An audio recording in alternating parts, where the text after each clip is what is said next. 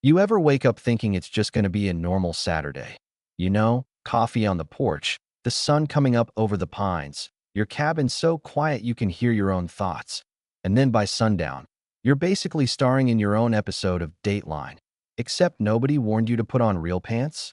That's how my story started, with a Karen in a bob haircut and a three-ring binder, marching up my driveway, announcing that my private property in Colorado now belonged to her for the day, because she'd reserved it for 100 people. Yeah, 100. She looked so confident. I almost checked my own mailbox to make sure I hadn't missed an eviction notice. But here's the thing. I don't back down from bullies, never have. And by 7 p.m. that night, I was about to find out just how far people will go when you refuse to play by their rules. Let me back up a second. Name's Jim. I inherited this old mountain cabin from my grandparents a couple years ago. Nothing fancy. Just 3 acres, and the kind of silent city folks would pay a fortune for. After a string of break-ins, I'd installed a legit security gate, manual control, and all, with a giant sign, private property, gate locks 7 p.m.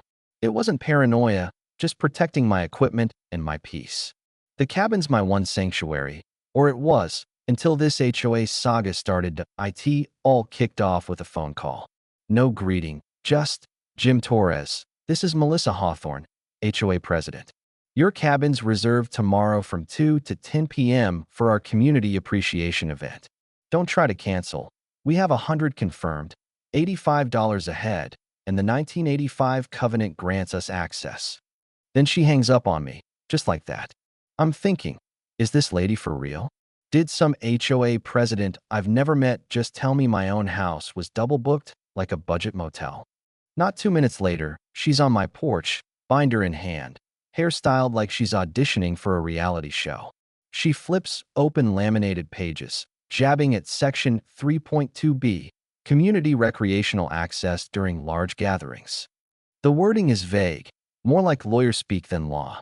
And anyway, my property isn't even inside HOA boundaries. I tell her, but she just waves it off, legal technicalities. You want a lawsuit? Right about then, my neighbor Michael strolls over, retired attorney, no nonsense. He takes one look at the covenant, starts laughing, and lets her know she's got no legal standing. Melissa doesn't flinch, just throws a "we'll see about that" over her shoulder as she storms off. That night, my phone rings again.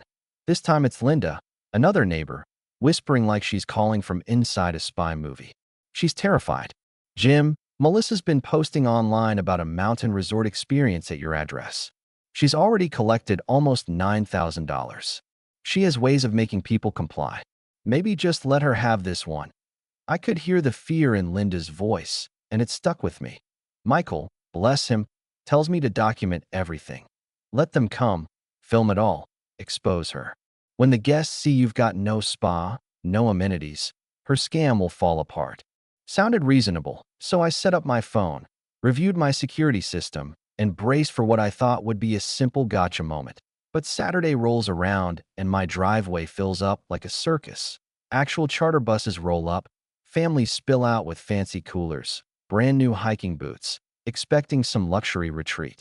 I'm recording all of this, fighting the urge to laugh, but when Melissa jumps out with a megaphone, yeah, a megaphone, and starts selling authentic rustic luxury, spinning every disappointment as some exclusive experience, I realize she's a pro at this. No spa? It's nature therapy. No catered lunch. Instagram-worthy community dining. For hours, she's got these people convinced that disappointment is their fault for not being cultured enough. And most of them, sunk cost and all, stick around. By 6:30, I step outside with my own bullhorn. Gate locks at 7, last chance to leave. Melissa just grabs her megaphone and announces, "Ignore him. We have legal community access until 10. And you know what? People actually believe her. The psychology of it, the crowd trusting a liar over the guy who owns the land. It's terrifying. 7 o'clock hits, and I lock the gate. The metallic clang echoes over the property. Suddenly, 100 people realize they're locked in. Kids cry, parents panic. But here's the twist. Instead of freaking out, Melissa whips out her phone, starts live streaming. Emergency. We're being unlawfully imprisoned. In minutes, hundreds are watching online, convinced I'm the villain. Melissa's got evidence, screenshots of my posts, texts twisted out of context, even a timeline of my so-called escalating behavior. The police show up, overwhelmed, and Melissa hands them a fat binder, paints herself as the victim. My neighbors, some of them too scared to tell the truth, back her up. Even Linda, her voice shaking, tells the cop I'd been frustrated with the HOA. My side of the story's barely heard, but fate's funny sometimes. Channel 7 News rolls up, and as the story goes public, the cracks in Melissa's story start showing. The cop checks records and finds my property isn't even in the HOA. As he makes me unlock the gate, people split, some furious at me, most now demanding refunds from Melissa. As chaos unravels, Melissa, always calculating, leans over and whispers, "You have no idea what you've just started, Jim." That's when I realized I wasn't the only target. The next week, the truth starts to unravel. Linda, shaken but brave, comes clean. Melissa had been blackmailing her, tax stuff, secrets, using fear to control and silence neighbors.